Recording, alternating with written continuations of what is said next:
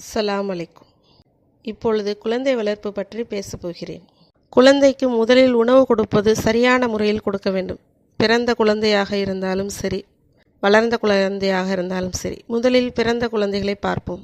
ஒரு குழந்தை பிறந்தவுடன் சரியான முறையில் தாய்ப்பால் கொடுக்க வேண்டும்.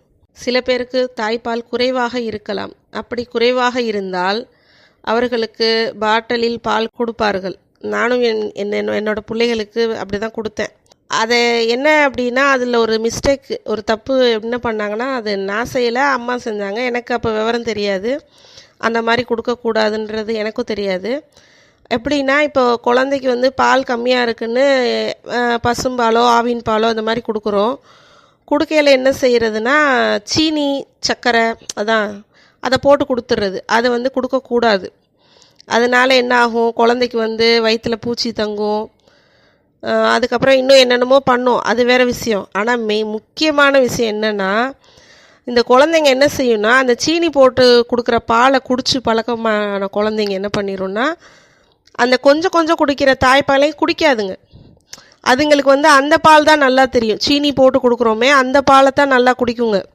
புட்டி பாலை தான் விரும்பி குடிக்க ஆரம்பிச்சிருங்க. தாய்ப்பாலை ஒழுங்காக அப்புறம் குடிக்காதுங்க. அந்த கொஞ்சமாக ஏதோ மருந்து மாதிரி கிடைக்கிது. அது தாய்ப்பால் எவ்வளோ ஒரு உலகத்திலே சிறந்த மருத்துவம் தாய்ப்பாலுக்கு இருக்குது. அந்த தாய்ப்பாலை அது குடிக்காமல் அது புட்டிப்பாலே குடிக்க பழகிக்குது. அதனால் எல்லா பெண்களும் சரி, இது யார் கேட்டாலும் சரி, கண்டிப்பாக இதை செய்யுங்க. அந்த தவறை மட்டும் தயவுசெய்து செய்யாதீங்க. எப்படின்னா, புட்டிப்பால் கொடுக்குறதா இருந்தால் எக்காரணத்தை கொண்டும் அதில் சீனியோ சர்க்கரையோ எதுவுமே கலந்து கொடுக்காதீங்க. அது பிறந்த குழந்தை தான். அதனால் அதுக்கு ஒன்றும் அதுக்கிட்ட சுவையெல்லாம் தெரியாது. அதனால சும்மா நீங்கள் வெறும் பாலையே காய்ச்சி கொடுக்கலாம். சில பேர் பாலை கொடுக்கையில் என்ன பண்ணுவாங்கன்னா, சும்மா கொடுத்துருவாங்க. அப்படி சும்மா கொடுக்குறதுனால அது வயிற்றுக்கு ஒத்துக்காமல் அதுக்கு ஏதாவது செய்யும். அந்த மாதிரி செய்யாமல் நீங்கள் இப்போ எந்த பால் கொடுத்துறதா இருந்தாலும், எங்கள் அம்மா என்ன பண்ணுவாங்கன்னா, என் பசங்களுக்கு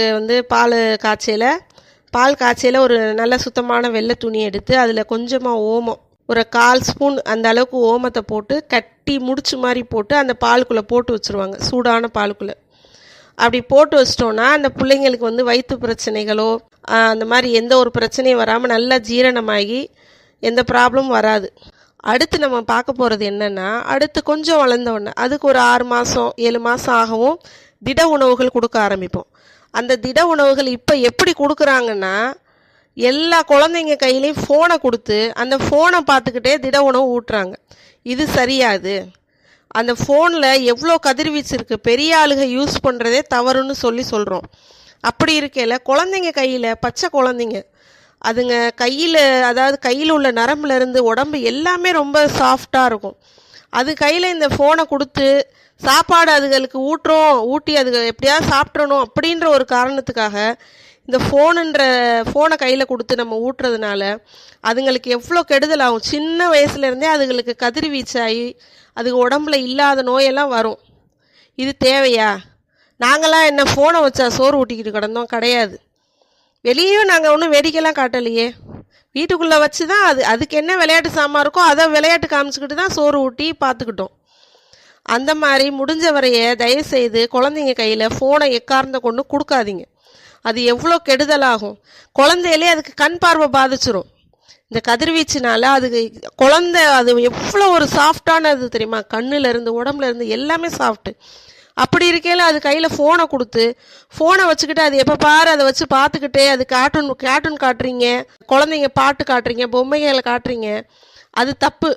நீங்கள் என்னதான் பிரச்சனையாக இருந்தாலும் விளையாட்டு சாமானை கையில் கொடுங்க. அதை வச்சு அதை சமாளிக்க பாருங்கள். இன்னும் முக்கியமானது சொல்கிறேன். குழந்தை வச்சுருக்கிற தாய்மார்கள் தயவுசெய்து அதுக்கு முன்னாடி ஃபோனை எக்காரணத்தை கொண்டும் கையில் எடுக்காதீங்க. நீங்கள் வச்சுருக்கிறத பார்த்தனால தானே அது கேட்டு அழுது அடம் பிடிக்குது.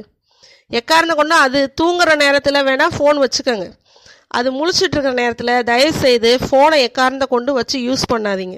இன்னும் நிறையா சொல்ல விருப்பப்படுறேன். இன்ஷா அல்லாஹ் அடுத்தடுத்த தொடர்களில் குழந்தை வளர்ப்பு பற்றி இன்னும் பேசுகிறேன். அஸ்ஸலாமு அலைக்கும். குழந்தை வளர்ப்பு பற்றி இப்போ பேசி கொண்டிருக்கிறேன். பொதுவாக குழந்தைகள் சிறு வயதில்தான் அடம்பிடிக்க ஆரம்பிப்பார்கள். அப்படி அவர்கள் ஆரம்பிக்கும் வயது 2 அல்லது 3 ஆரம்பிக்கும். அந்த நேரத்தில் அவர்கள் எது கேட்டாலும் எது செய்ய சொன்னாலும் பிடிவாதம் பண்ணி கேட்கக்கூடிய குணம் வரும். அந்த நேரத்தில் பெற்றோர்களாக நாம் கண்டிப்பாக அவர்களுக்கு இடம் கொடுக்கக்கூடாது. பிடிவாதமாக ஒன்று கேட்டு அழுதால் உங்களால் வாங்கி கொடுக்க முடிந்தால் கூட கண்டிப்பாக வாங்கி கொடுக்கக்கூடாது. இல்லை இப்பொழுது கிடையாது என்று சொல்லி மழுப்ப வேண்டும். அவர்கள் அழுது அடம் பிடிச்சாலும் சரி, எவ்வளோ நேரம் அழுதாலும் சரி, நீ பாட்டுக்கு அழு, எனக்கு என்னன்னு கண்டுக்காமல் இருக்கணும். எவ்வளவு நேரம் அழுவார்கள்? 1 மணி நேரமே அழுதாலும் பரவாயில்லை, அழுகட்டும், ஒன்றும் ஆகாது, பயப்பட வேண்டாம். எவ்வளவு அழுதாலும் பிடிவாதம் பிடித்தாலும் அவர்கள் கேட்ட பொருளை உடனே வாங்கி கொடுக்காதீர்கள். இப்பொழுது கிடையாது என்று ஆணித்தரமாக சொல்லிவிடுங்கள். அப்பொழுது கவனிக்கும், ஆஹா நாம் எவ்வளோ அழுதாலும் அம்மா வாங்கி தர மாட்டுறாங்க, அப்போது இனிமே நம்ம அழுது பிரயோஜனம் இல்லை அப்படின்னு அதுக்கே தோணிடும். அதே மாதிரி ஒரு விஷயத்தை அதுக கேட்டு நம்ம செஞ்சுட்டால அதுதான் அதோட அதை பிடிச்சிக்கிறோங்க. ஓஹோ சரி, அப்போ நம்ம இப்படி அழுதாதான் நமக்கு கிடைக்கும் இந்த பொருள், அதை காரணம் வச்சு அதை பண்ணுவோம். ரோட்டில் நானே பார்த்துருக்கேன், சில குழந்தைங்க அவங்க அம்மாட்ட சிப்ஸ் வாங்கி கேட்கும், அது கேட்கும், வாங்கி தரல, ரோட்டில் கடந்து பொருளுங்க. உடனே சரி இது என்ன ரோட்டில் கடந்து பொருளுதேன்னு வாங்கி கொடுப்பாங்க. அதுக்காக குழந்தைய அடிக்கவும் கூடாது. சரி இது ரோட்டில் கடந்து பொருளுது அப்படின்னு கோவத்தில் அடிக்கவும் கூடாது, அடிக்கவும் வேண்டாம். அதை கண்டுக்காமல் நம்ம பாட்டுக்கு விறுவிறுன்னு வந்துடணும். சரி நீ பாட்டுக்கு அழுது புலம்பு, எனக்கு என்ன வந்துச்சுன்ற மாதிரி வந்துடணும். அப்போ தன்னால் எந்திரிச்சு நம்ம பின்னாடி ஓடி வந்துடும். ஆஹா இது வேலைக்கு நம்ம ரோட்டில் பழுத்து நம்ம அம்மா வாங்கி தர மாட்டுறாங்களேன்னு கண்டுக்காது. சரி இனிமேல் இந்த வேலை செய்யக்கூடாது அப்படின்னு. அதே மாதிரி அதுகளுக்கு சாதாரண டைமில் சொல்லணும், அம்மா என்கிட்ட இருந்தால் உனக்கு வாங்கி தருவேன், நீ பிடிவாதம் பிடிச்சி இந்த அழுத ஆர்ப்பாட்டம் பண்ணாலும் உனக்கு எதுவுமே கிடைக்காது, எனக்கு பிடிவாதம் பண்ணால் பிடிக்காதுன்னு ரொம்ப கட் அண்ட் ரைட்டாக பேசுங்க. ஒன்றும் தப்பு கிடையாது. ஏன்னா நம்ம தான் பிள்ளைகளை கொஞ்சம் கராராக வளர்க்கணும். அதுக்காக எப்போ பாரு எதுக்கெடுத்தாலும் அடித்து கொடுமைப்படுத்தி அப்படிலாம் வளர்க்க தேவையில்லை. ஆனால் நம்ம கண்டிஷன் கராரும் எப்போதுமே இருக்கணும் பிள்ளைகள்கிட்ட.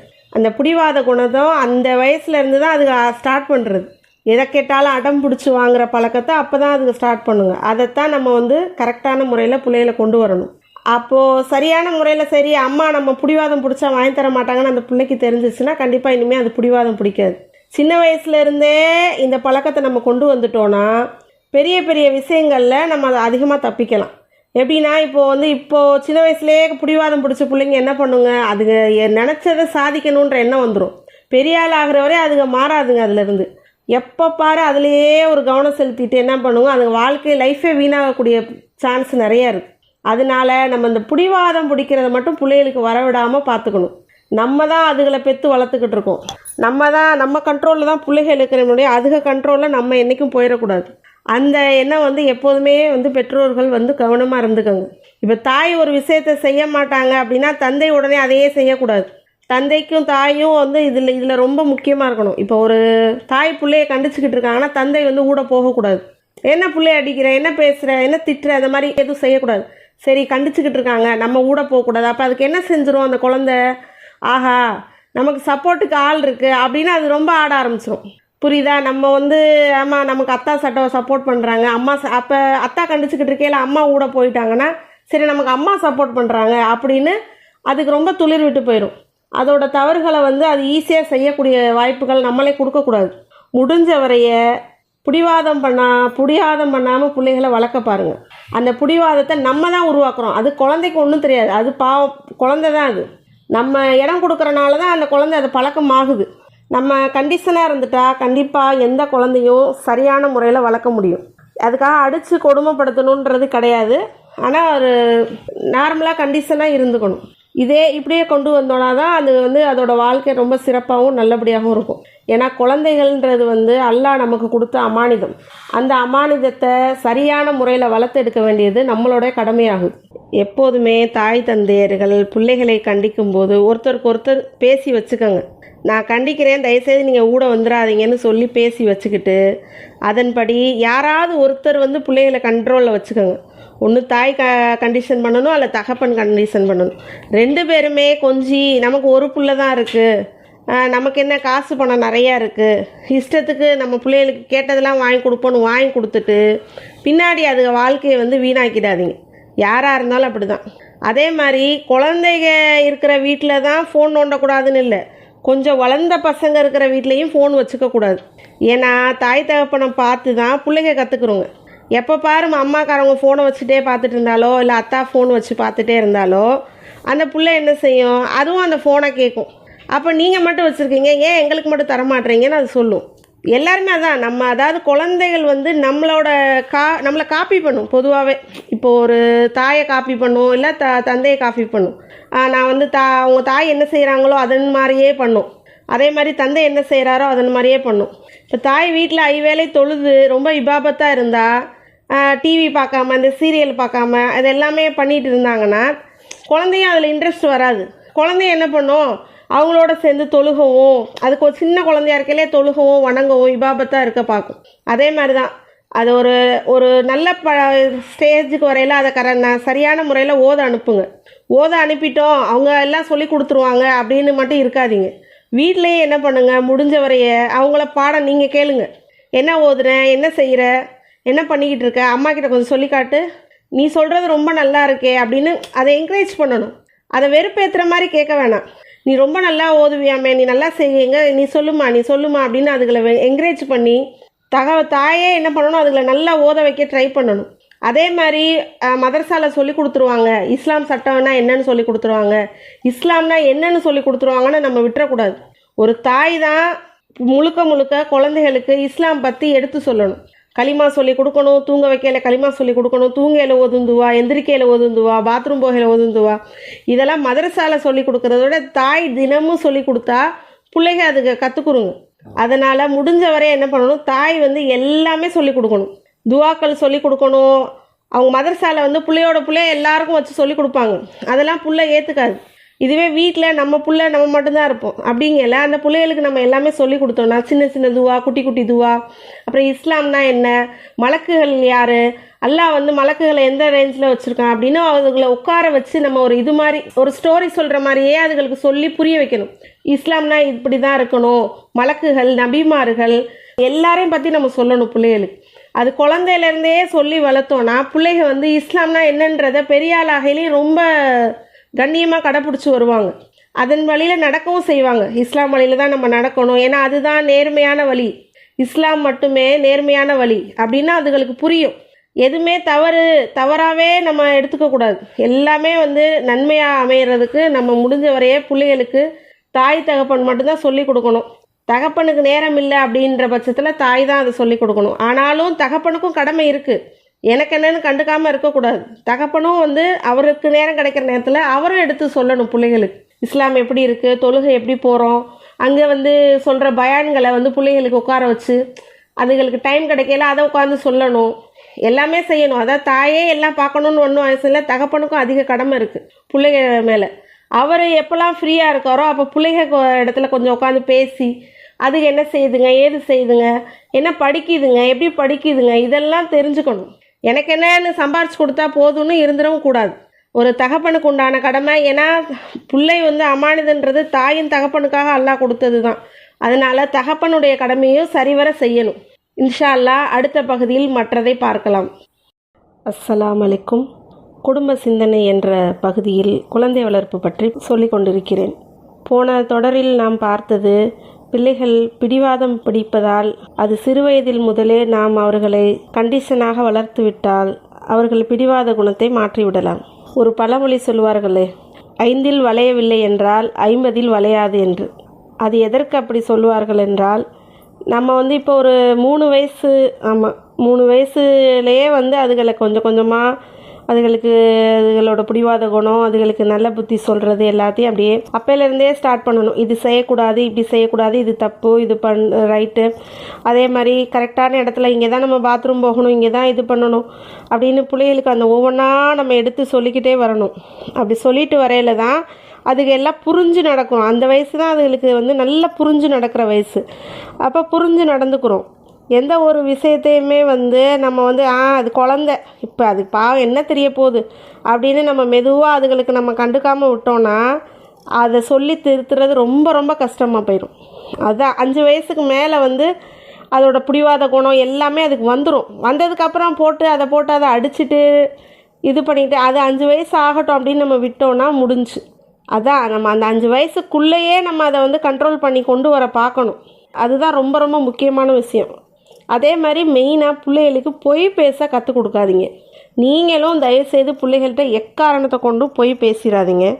அவர்களுக்கு பொய் பேசுகிறது எப்படின்னு கற்றுக் கொடுக்காதீங்க. இப்போ எப்படின்னா ஒரு விஷயத்த செஞ்சிடுறது, அதுக்கப்புறம் இதை வந்து யார்கிட்டையும் சொல்லாத அப்படின்னு அதுகள்கிட்ட சொல்கிறது. அப்பா கிட்ட சொல்லாத, இப்போ யார்கிட்டையும் சொல்லாத அப்படின்னு அதுகள்கிட்ட சொல்லி பயமுறுத்தி வைக்கிறது, சொல்லக்கூடாது அப்படின்னு சொல்கிறது. அப்போ அது என்ன நினைக்கும், சரி அம்மாவே இந்த மாதிரி ஏதோ விஷயத்த மறைக்கிறாங்க, அப்போ நம்மளும் அந்த மாதிரி மறைப்போம் அப்படின்னு மறைக்க கிளம்பும். அதே மாதிரி ஒன்று வாங்கி தரேன் அப்படின்னு பொய்யான வாக்குறுதி பிள்ளைகளுக்கு கொடுக்காதீங்க. உங்களால் முடிஞ்சால் வாங்கி கொடுங்க, முடியாட்டினா பின்னாடி இன்ஷா அல்லாஹ் வாங்கி தரேன்னு சொல்லுங்கள். அது அப்படி தான் பழக்கம் பண்ணுங்க. அதை விட்டுட்டு என்னால் முடிஞ்சால் வாங்கி தருவேன், இன்ஷா அல்லாஹ் அல்லாஹ் நாடுனா உனக்கு வாங்கி தருவேன்னு சொல்லுங்கள்.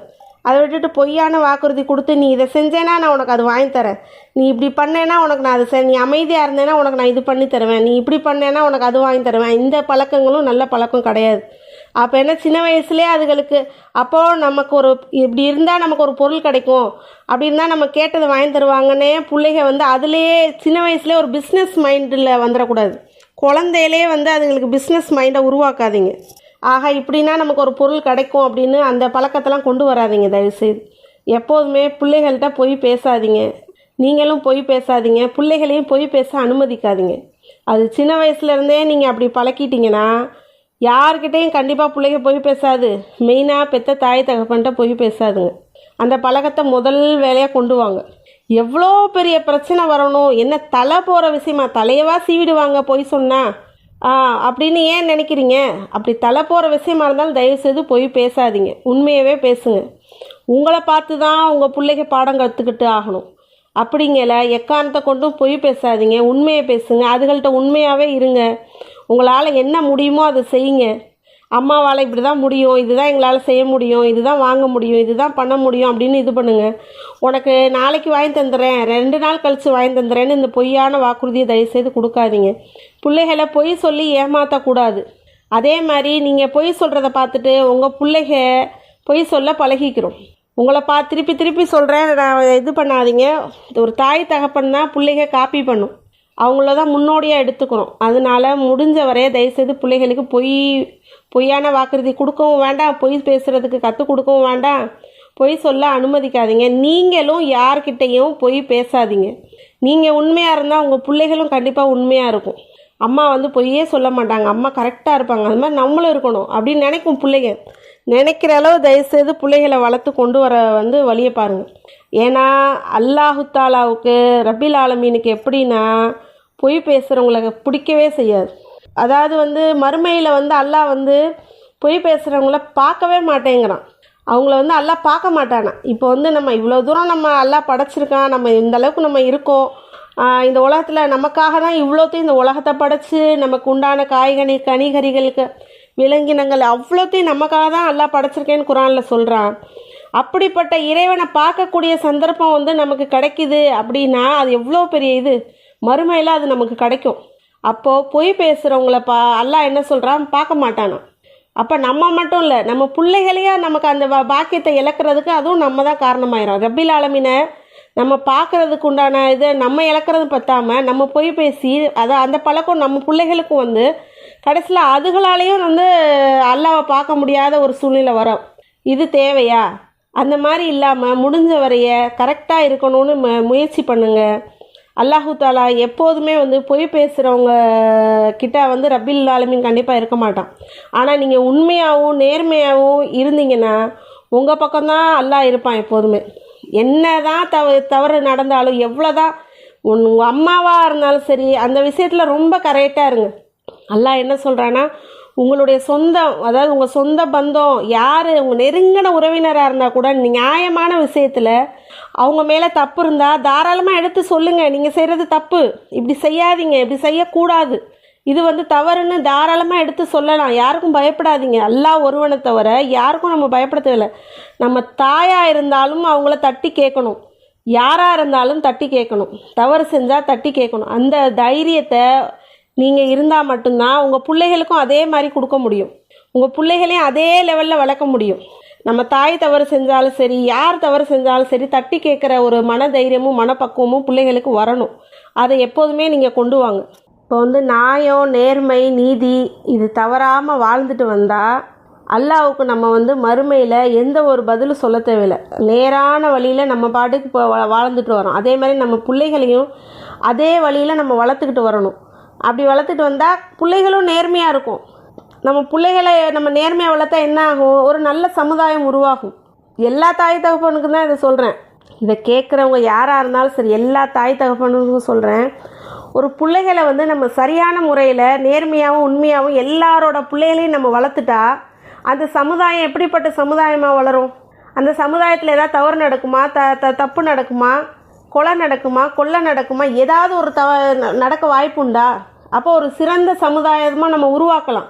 நம்மளுடைய சந்ததிகளை நம்ம ஒரு சிறந்த சமுதாயமாக உருவாக்குறதா இருந்தால் நம்ம முதல்ல நேர்மையாக இருக்கணும். நம்ம போய் பேசக்கூடாது, நம்ம நியாயமாக நடக்கணும், எல்லார்கிட்டையும் நேர்மை நீதி தவறாமல் நடக்கணும், யாரையும் ஏமாற்றக்கூடாது. இந்த மாதிரி நம்ம இருந்தால் தான் நம்ம பிள்ளைகளை அதே மாதிரி வளர்க்க முடியும். அப்படி வளர்த்தாலே நமக்கு நம்ம ஒரு நல்ல சமுதாயத்தை உருவாக்கி தர முடியும்.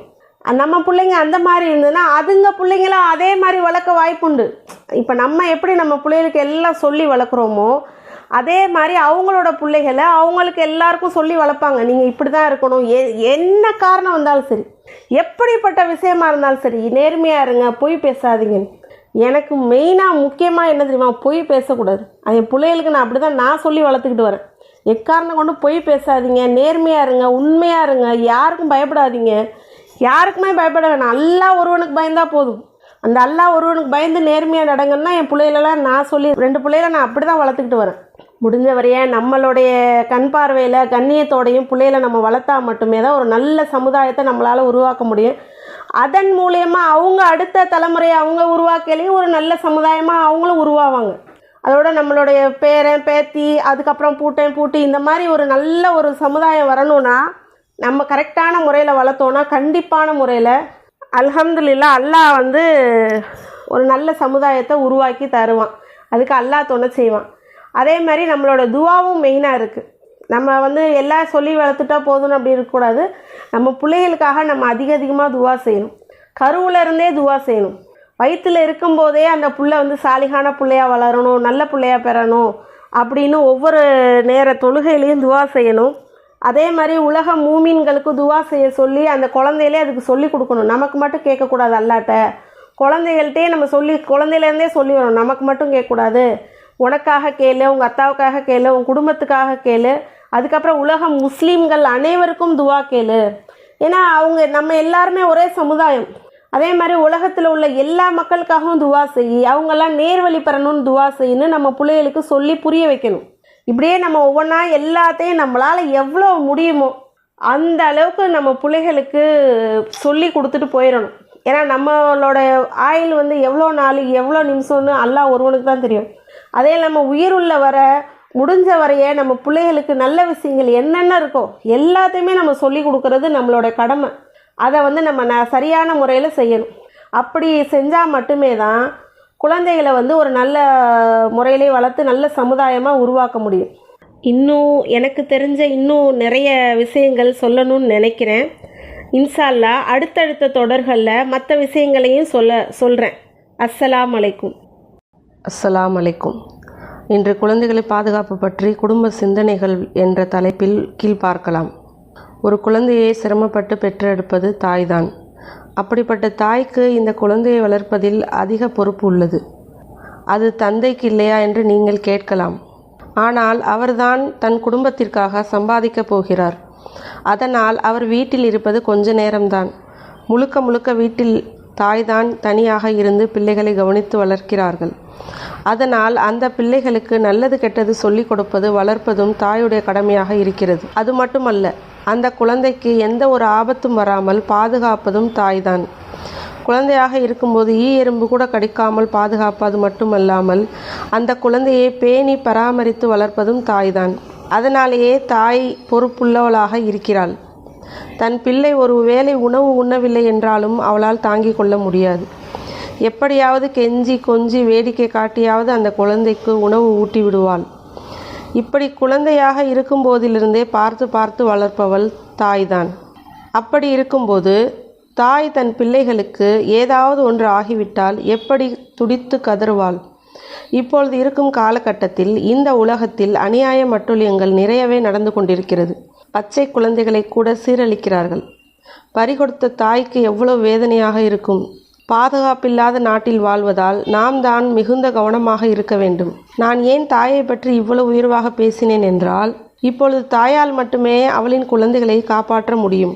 காட்டில் கூட புலி, சிங்கம், சிறுத்தை ஆகியவை தன்னுடைய குட்டிகளை வளரும் வரை மிகவும் ஜாக்கிரதையாக பாதுகாக்கும். மற்ற மிருகங்கள் தன்னுடைய குட்டிகளை கடித்து தின்றுவிடக் கூடாது என்பதற்காக இரை தேட போகும்போது கூட யார் கண்ணிலும் படாமல் மிக பத்திரமாக பதுக்கி ஒளித்து வைத்துவிட்டு போகும். இப்போது நாட்டில் நடக்கும் அதே நிலைதான் உள்ளது. காட்டில் இருப்பது போல் நாட்டிலும் மனித உருவில் கொடூர மிருகங்கள் உலவிக் கொண்டிருக்கிறது. கொஞ்சம் அசந்தால் நம்முடைய பிள்ளைகளை கடித்து குதறி கொடூரமாக கொன்று விடுகிறார்கள். இவர்களுக்கு உடனுக்குடன் தண்டனை கொடுக்க யாருக்கும் துணிவில்லை. முடிந்தவரை பிள்ளைகளை தாய்தான் மிக கவனமாக பாதுகாக்க வேண்டும். அக்கம் பக்கத்து வீட்டுக்கு எக்காரணத்தையும் கொண்டும் அனுப்பக்கூடாது. எங்கு போவதாக இருந்தாலும் அவர்களை தாயே தன்னுடன் அழைத்து செல்வது நல்லது. அதிகமாக மனித மிருகங்கள் வேலைக்கு செல்லும் பெற்றோர்கள் உள்ள வீட்டு பிள்ளைகளிடம்தான் அவர்களின் கேவலமான வேலையை செய்கிறார்கள். வேலைக்கு செல்லும் பெற்றோர்களே, முடிந்தவரை உங்கள் பிள்ளைகளை சரியான பாதுகாப்போடு விட்டு செல்லுங்கள். முடிந்தால் வீட்டில் வைத்து பூட்டி வையுங்கள். பள்ளிக்கு சென்று தினமும் வீட்டுக்கு வந்தவுடன் அங்கே என்ன நடந்தது, யாரும் எதுவும் பேசினார்களா, யாரும் எதுவும் தவறான முறை தொட்டு பேசினார்களா, ஆட்டோ டிரைவர், வேன் டிரைவர் அனைவரையும் பற்றி விசாரியுங்கள். நகர்ப்புறமாக இருந்தாலும் கிராமப்புறமாக இருந்தாலும் தாயின் கண் பார்வையிலே பிள்ளைகளை இருக்கும்படி பார்த்து கொள்ளுங்கள். மனித மிருகங்கள், நீங்கள் என்ன செய்கிறீர்கள், எந்த நேரம் வெளியே போகிறீர்கள், உங்கள் பிள்ளைகள் எங்கே என்ன செய்கிறார்கள் என்று கண்காணித்து அவர்களின் கேவலமான செயலுக்கு உங்கள் பிள்ளைகளை பலியாக்குகிறார்கள். நகரத்தில் குடும்ப சூழ்நிலை காரணமாக சிலர்தான் வேலைக்கு செல்கிறார்கள். பெண் சுதந்திரம், நானும் சம்பாதிப்பேன் என்ற எண்ணத்தில் சிலர் வேலைக்கு போகிறார்கள். இதனால் உங்கள் பிள்ளைகளை நீங்களே பாதுகாப்பற்ற சூழலில் தள்ளிவிடுகிறீர்கள். கவனமாக இருங்கள். தூங்கும் நேரத்தில் கூட நாம் கவனமாக இருக்க வேண்டும். ஆண்களே, நீங்கள் உங்கள் பிள்ளைகளை பாதுகாக்க எண்ணினால் தயவு செய்து உங்கள் மனைவிகளை வேலைக்கு அனுப்பாதீர்கள். உங்கள் பிள்ளைகளின் நல்வாழ்வுக்காக எந்த தவறான செயலுக்கும் உங்கள் சம்பாத்தியத்தை வீணாக்காமல் உங்கள் குடும்பத்திற்காக செலவு செய்யுங்கள். முடிந்தவரை பெண்கள் சிக்கனமாக குடும்பத்தை நடத்துங்கள். அதிக வருமானம் வேண்டும் என்று நீங்கள் வேலைக்கு போவதால் உங்கள் பிள்ளைகளை பாதுகாப்பில்லாமல் சில மனித மிருகங்கள் சிக்கி சீரழித்து விடுகிறார்கள். ஒரு குடும்பத்தை காப்பது ஆணின் கடமை. வீட்டையும் பிள்ளைகளையும் பார்த்து கொள்வதுதான் பெண்ணின் கடமை. ஆண் சரிவர சம்பாதிக்காமல் தன் கடமையை ஒழுங்காமல் செய்யாமல் இருப்பதால் தான் பெண்கள் வேலைக்கு போகிறார்கள். அதனால் ஆண்களே, உங்கள் கடமையை சரியாக செய்யுங்கள். நாம் குடும்பத்தை நாம் தான் பாதுகாக்க வேண்டும். அதற்காக இன்ஷா அல்லாஹ் முயற்சி செய்வோம். அடுத்த தொடரில் குழந்தை வளர்ப்பு பற்றி இன்ஷா அல்லாஹ் பார்க்கலாம். அஸ்ஸலாமு அலைக்கும். குடும்ப சிந்தனை என்னும் தலைப்பிலும் குழந்தை வளர்ப்பு பற்றி சொல்லி கொண்டிருக்கிறேன். எனக்கு கொஞ்சம் உடம்பு சரியில்லாத காரணங்களாலும் வீடியோ ரெடி பண்ண கொஞ்சம் லேட் ஆகிவிட்டது. இப்போது அல்ஹம்துலில்லாஹ் கொஞ்சம் பரவாயில்லை. இப்பொழுது நாம் எதை பற்றி பார்க்க போகிறோம் என்றால், இப்போது நம்ம எப்போதுமே குழந்தைகிட்ட நான் கண்டிஷனாக இருக்கணும், செல்லம் கொடுக்கக்கூடாது, பிடிவாதம் பிடிக்க விடக்கூடாது, இதை எல்லாத்தையும் பற்றி பேசியிருக்கேன். அதே மாதிரி நம்ம அன்பாகவும் பாசமாகவும் இருக்கணும். அதுக்காக எப்போதுமே கண்டிஷனாகவே கண்டிப்புடனே இருந்தால் பிள்ளைக வீணாக போயிடும். அந்த நம்ம பாசம் காட்டுற நேரத்தில் பாசம் காட்டணும், பிரியமாக இருக்க வேண்டிய நேரத்தில் பிரியமாக இருக்கணும். முக்கியமாக பிள்ளைகளிடம் ஒரு ஃப்ரெண்ட்லியாக பழகணும், ஒரு தோழியாவோ ஒரு தோழனாவோ அந்த மாதிரி பழகணும். ஏன்னா இருக்க பிள்ளைக வளரையில் என்ன ஆகும், டீனேஜ் வந்துடும். டீனேஜ் வளரையில் நம்ம குழந்தைகள்கிட்ட ரொம்ப கண்டிஷன் பண்ணாமல் பாசத்தாலேயும் அன்பாலேயும் தான் அவர்களை நம்ம கண்ட்ரோல் பண்ண முடியும். நம்ம பாசம் எப்படியா நீங்கள் வளர்த்தாலும் சரி, நல்லா மதரசாவுக்கு போய் நல்லா ஓத வச்சு நல்லா எல்லாம் சின்ன வயசுலேருந்து நல்லா ஓதிருப்பாங்க, எல்லாம் 30 ஜூஸ் முடிச்சிருப்பாங்க, நல்லா இஸ்லாம் சட்டத்திட்டங்கள் எல்லாம் தெரியும். அப்படி இருந்தாலுமே அந்த டீனேஜுன்ற ஒரு ஸ்டேஜ் வரையில் பிள்ளைகளிடம் சில மாற்றங்கள், அது எப்படி சொல்கிறது, அந்த மாற்றம் வந்துடும் கண்டிப்பாக. அது எப்படியாப்பட்ட பிள்ளைகளாக இருந்தாலும் சரி, பொறுமையாக அமைதியாக இருக்கிற பிள்ளைங்க கூட அந்த ஸ்டேஜ் வரையில் கோபம், அந்த சிடுசிடுப்பு எல்லாமே அந்த குழந்தைகள்கிட்ட வந்துடுது. அப்போ நம்ம வந்து என்ன பண்ணணும், அதுக்கிட்ட வெறுப்பை காட்டாமல் அப்பயும் நம்ம வந்து கண்டிஷன் பண்ணிவிட்டு அரட்டி கண்டித்து அந்த மாதிரி செய்யாமல் அந்த நேரத்தில் அவங்கக்கிட்ட அமைதியாக சாந்தமாக பேசி அவங்களுக்கு வந்து அவங்களுடைய அந்த இதை வந்து நம்ம வந்து அதை பெருசாக எடுத்துக்காமல் அவங்கக்கிட்ட ரொம்ப பிரியமாகவும் அன்பாகவும் பேசுனா அப்போ அதுகளுக்கு புரியும். நம்மக்கிட்ட வந்து அன்பாக பிரியமாக பேசுகிறது வந்து நம்ம தாய் தகப்பன் தான். அதனால அவங்களுக்குள்ளே நடக்கிற எந்த விஷயமா இருந்தாலும் நம்மக்கிட்ட ஓப்பனாக பேசுவாங்க. அவங்க ஃப்ரெண்ட்ஸுகளுக்குள்ளேயா இருந்தாலும் சரி, இல்லை எப்படி இருந்தாலும் சரி, அதை நம்மக்கிட்ட வந்து ரொம்ப எதாக இருந்தாலும் நம்மக்கிட்ட சொல்லுவாங்க. ஏன்னா நம்ம அவங்க மேலே ரொம்ப அன்பாகவும் ரொம்ப பிரியமாகவும் அந்த நேரத்தில் நடந்துக்கணும். அப்போ அடிக்கிறதோ கண்டிக்கிறதோ ரொம்ப வச்சுக்கக்கூடாது. ரொம்ப லைட்டாக இது பண்ணிக்கிட்டாலும் ரொம்ப பாசமாக இருக்கணும். உனக்கு வந்து நான் இருக்கேன், எதுவாக இருந்தாலும் நீ என்கிட்ட பகிர்ந்துக்கோ, உன்னுடைய உற்ற நண்பனை விட நான் தான் உன்னுடைய உற்ற தோழின்னு தாய் புரிய வைக்கணும். ஒரு பொண்ணுக்கோ சரி பையனுக்கோ சரி. ஏன்னா தகப்பன் தான் எப்படி சொல்கிறது, தகப்பன் அந்தளவுக்கு நெருக்கமாக பிள்ளைகளிடம் இருக்கிறது இல்லை. ஒரு தாய் இருக்கிறனால இதை வந்து தாய் தான் எடுத்துக்கணும். அதுங்க கிட்ட ரொம்ப ஃப்ரெண்ட்லியாக இருக்கணும். எந்த அளவுக்கு ஃப்ரெண்ட்லியாக இருந்தாலும் அதுக்கு எந்த கெட்டது செய்ய ஃப்ரெண்ட்ஸுக நண்பர்கள் மூலயமா அவங்களுக்கு அந்த மனசு தோணுனா கூட அதை வந்து மறைக்க தோணாது. நம்ம ஃப்ரெண்ட்லியாக இருக்கிறனால நம்மக்கிட்ட எதாக இருந்தாலும் இது இப்படி பேசணும், இப்படி பண்ணோம், இப்படி வச்சோம் அப்படின்றத அது வந்து ஓப்பனாக பேசிடும். ஏன்னா நம்ம அந்த அளவுக்கு பிள்ளைகளிடம் வந்து ரொம்ப வந்து ஒரு இன்வால்மெண்ட்டோடு பேசணும். நான் எல்லாமே இப்படி தான், இந்த வயசில் எல்லாருக்கும் இப்படி தான் தோணும், இப்படி தான் வைக்கும், இதெல்லாம் ஒன்றும் பெரிய விஷயமே கிடையாது, இதெல்லாம் நினச்சலாம் நீ வந்து குழம்பக்கூடாது, எதுவும் ஃபீல் பண்ணக்கூடாது, வருத்தப்படக்கூடாது. நம்ம பிள்ளைகள்கிட்ட சொல்லி அவங்களுடைய அந்த டீனேஜ் பருவத்தை வந்து நம்ம சரியான முறையில் கையாண்டோன்னா கண்டிப்பாக நம்ம பிள்ளைகள் வந்து ஒரு தவறான பாதையிலையோ இல்லை தவறான ஒரு செயல்லையோ ஈடுபட வாய்ப்பே இல்லை. நம்ம ரொம்ப ரொம்ப கவனமாக அந்த பிள்ளைகளை கண்ட்ரோல் பண்ணி கொண்டு வந்தாலே அப்படிதான். இப்போது இதுக்கு இன்னும் முக்கிய காரணம் இன்னொன்று இருக்குது. இஸ்லாம் சட்டங்களை வந்து நம்ம ஆரம்பத்துலேருந்தே பிள்ளைகளுக்கு நம்ம சரியான முறையில் எத்தி வைக்கணும். சும்மா பக்கத்தில் ஏதோ மதரசா இருக்குது, ஸ்கூல் விட்டு வந்ததா சரி ஓத போயிட்டு வா போ, அவ்வளோதான். அங்கே வந்து என்ன சொல்லி கொடுக்குறாங்க என்ன பண்ணுறாங்க எதையுமே நம்ம கவனிக்கிறதில்ல, எதுவுமே கேட்குறதில்ல.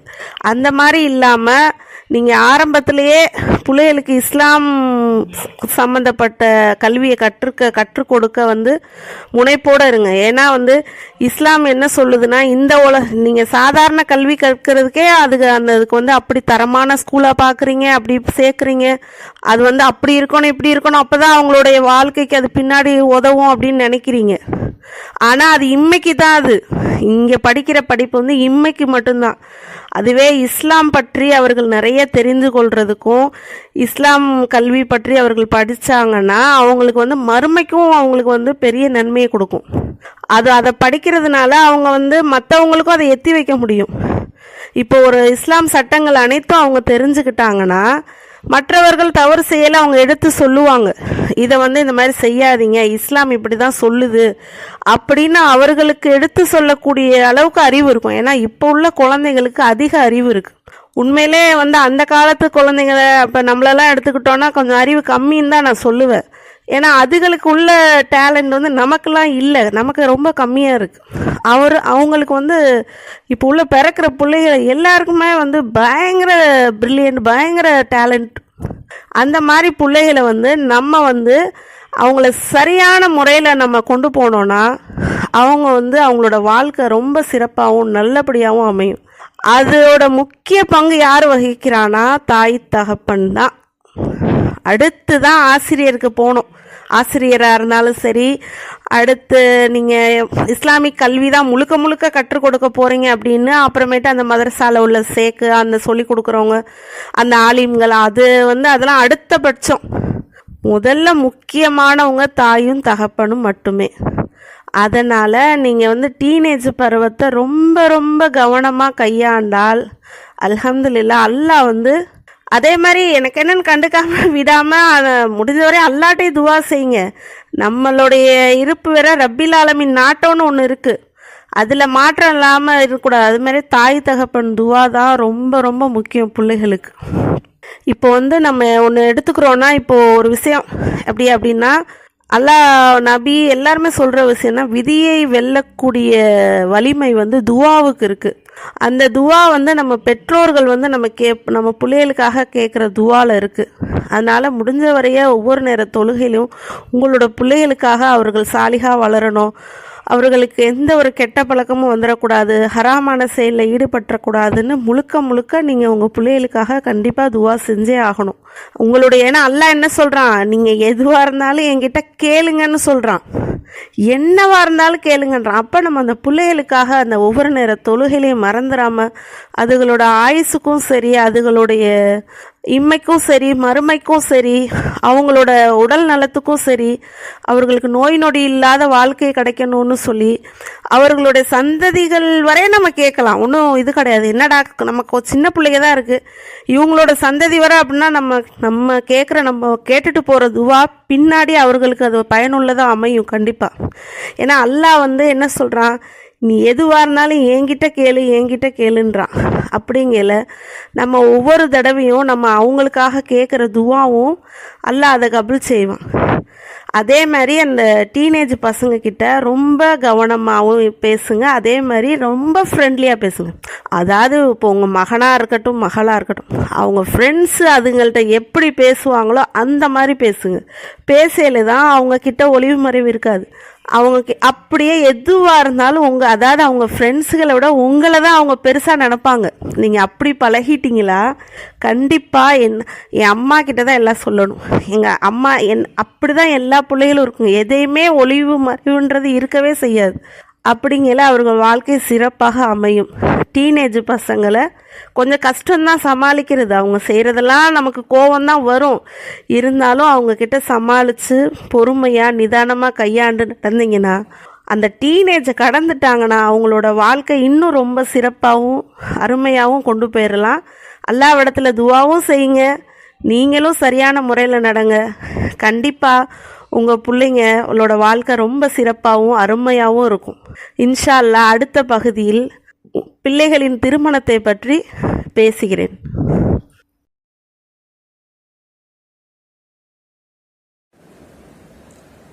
அஸ்ஸலாமு அலைக்கும்.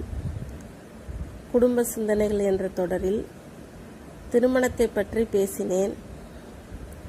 சில தவிர்க்க முடியாத காரணங்களால் முழுதாக வீடியோ எடிட் பண்ணி போட முடியாத நிலை, அதனால் கொஞ்சம் தாமதமாக விட்டது. இப்பொழுது நானே முடிந்தவரை டைரக்டாக வீடியோ எடுத்து அப்படியே அப்லோட் செய்யலாம் என்று இப்பொழுது முயற்சி செய்து வீடியோ போட முடிவெடுத்து விட்டேன். யாரை முடிக்க வேண்டும், யாரை முடிக்கக்கூடாது என்ற சிந்தனையுடன் நாம் சரியான முறையில் செயல்படுவது என்று பற்றி பேசினோம். அடுத்து பெண்ணுக்கு மாப்பிள்ளைக்கு இருவருக்கும் பிடித்திருக்கிறதா, அவர்களுக்கு சம்மதமா என்று தெரிந்தே திருமணம் முடியுங்கள். ஒருத்தருக்கு பிடித்து சொந்தம் விட்டு போகக்கூடாது, சொத்து போய்விடக்கூடாது என்ற காரணத்தினால் சொந்தத்தில்தான் முடிக்க வேண்டும் என்று கட்டாயப்படுத்தி திருமணம் பண்ணி வைக்க வேண்டாம். அப்படி வைக்கும் திருமணங்கள் எதுவும் நிலைப்பதில்லை, நிறைய பிரச்சனைகளை சந்தித்து கொண்டிருக்கிறது. முதலில் சொத்துக்கு ஆசைப்பட்டு திருமணத்தை முடிக்கிறார்கள், பின்பு இவர்களுக்குள் அதாவது கணவன் மனைவிக்குள் ஒற்று போவதில்லை. அதனால் பெரியவர்கள் முடிவெடுக்கும் திருமணத்தில் பிள்ளைகளுக்கு சம்மதத்துடனே முடியுங்கள். அவர்கள் விருப்பப்பட்டு ஆசைப்பட்டால் முடித்து வைக்கலாம், தவறில்லை. காசு பணத்துக்கு ஆசைப்பட்டு திருமணத்தை முடிக்காதீர்கள். ஒருத்தருக்கு நிறைய பணம் இருக்கிறது, சொத்து இருக்கிறது என்றவுடன் உடனே அவருடைய பையனையோ பெண்ணையோ எப்படியாவது நம்முடைய சொந்தத்தில் முடிக்க வேண்டும் என்று சிலர் விரும்புகிறார்கள். அந்த மாதிரி யாரும் செய்ய வேண்டாம். காசு பணம் முக்கியமல்ல, நல்ல குணமும் அதேபோல் அவர்களுக்கு உண்மையிலே பிடித்திருக்க வேண்டும். அந்த பையனுக்கும் பிடித்திருக்க வேண்டும், அந்த பெண்ணுக்கும் பிடித்திருக்க வேண்டும். இருவருக்கும் ஒருவரை ஒருவர் பிடித்திருந்து திருமணம் முடித்தால்தான் அந்த திருமணம் நிலைத்திருக்கும், என்றென்றும் எந்த பிரச்சனையும் இல்லாமல் நிலையாக இருக்கும். அதனால் எப்பொழுதுமே இதை முயற்சியுடன் நடந்து கொள்ளுங்கள். அடுத்து பெண் பார்க்க போகும்போது பெண் வீட்டாரும் சரி ஆண் வீட்டாரும் சரி தயவுசெய்து பொய் பேசாதீர்கள்.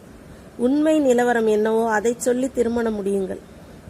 பொய் சொல்லி திருமணம் முடித்துவிட்டு பின்பு அவர்களுக்குள் தெரிந்துவிட்டால் அதுவே பெரிய பிரச்சனையாகி போய் நிற்கும்.